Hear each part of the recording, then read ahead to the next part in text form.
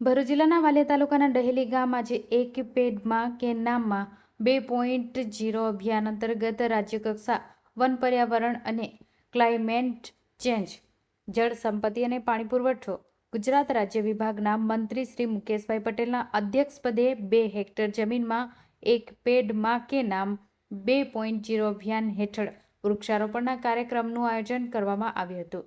સામાજિક વનીકરણ વિભાગ અને જિલ્લા વહીવટી તંત્રને સંયુક્ત ઉપક્રમે આયોજિત કાર્યક્રમમાં મહાનુભાવો, આગેવાનો, શાળાના વિદ્યાર્થીઓ, એસઆરપીએફ કેમ્પ, સીઆરપીએફ કેમ્પના જવાનો, એનસીસી કેડેટ, પોલીસ જવાનો, સખી મંડળો, મોટી સંખ્યામાં માતા બહેનો વગેરેને હસ્તે વિશાળ જગ્યામાં માતાને નામે મિયાવાકી પદ્ધતિ વૃક્ષાનું વાવેતર કરવામાં આવ્યું હતું. આ અભિયાનને વધુ વ્યાપક અને સફળ બનાવવા માટે ઉપસ્થિત તમામ વૃક્ષાપ્રેમીઓએ ઉત્સાહપૂર્વક વૃક્ષારોપણ કર્યું હતું.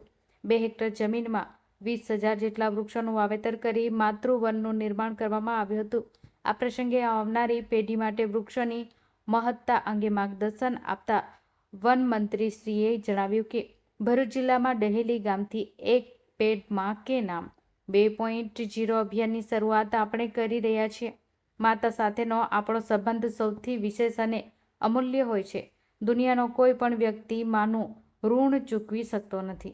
વડાપ્રધાનની નરેન્દ્ર મોદીએ માતાનું ઋણ ચૂકવવા ભારતની જનતાને આહ્વાન કર્યું હતું. વડાપ્રધાન શ્રી નરેન્દ્રભાઈ મોદીએ આપેલા આહ્વાનને કેન્દ્રમાં લઈને દરેક નાગરિકે પોતાના માતાના નામે એક વૃક્ષ વાવીને પર્યાવરણ હિતેશ અભિગમને જન આંદોલન બનાવી સફળ બનાવવા માટે સહભાગી બન્યા હતા.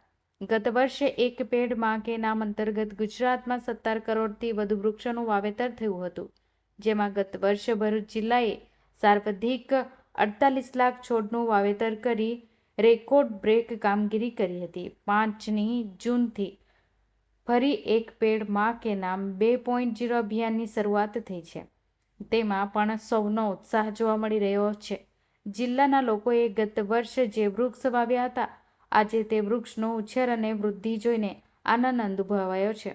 એક પેડ માં કે નામ માત્ર અભિયાન નથી, પણ માતાના અપાર ઋણને યાદ કરવાનો એક અભિવ્યક્તિપૂર્ણ પ્રયાસ છે. આ તકે ઉપસ્થિત મહાનુભાવોએ વૃક્ષ રથને લીલી ઝંડી આપી હતી.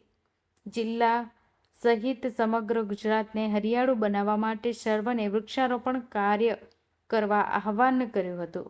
આ કાર્યક્રમને જિલ્લા પંચાયત પ્રમુખ શ્રી મહેન્દ્રસિંહ વાસદિયા, ધારાસભ્ય શ્રી રીતેશભાઈ વસાવા, ગામના સરપંચ શ્રી, તાલુકા પ્રમુખ શ્રી વાલિયા તાલુકા અને જિલ્લા પંચાયતના સભ્યો અને જિલ્લા કલેક્ટર શ્રી ગૌરાંગ મકવાણા, વન સંરક્ષણ શ્રી, સામાજિક વનીકરણ વર્તુળ ભરૂચની આનંદકુમાર અને વન સંરક્ષક શ્રી પુનિત નેચયર, વન વર્તુળ સુરત ભરૂચ જિલ્લા આગેવાની શ્રી પ્રકાશ મોદી, વનકર્મીઓ, શાળાના નાના ભૂલકાઓ, વિદ્યાર્થીઓ અને ડહેલી ગામના વૃક્ષપ્રેમી લોકોની પ્રેરક ઉપસ્થિત રહી હતી.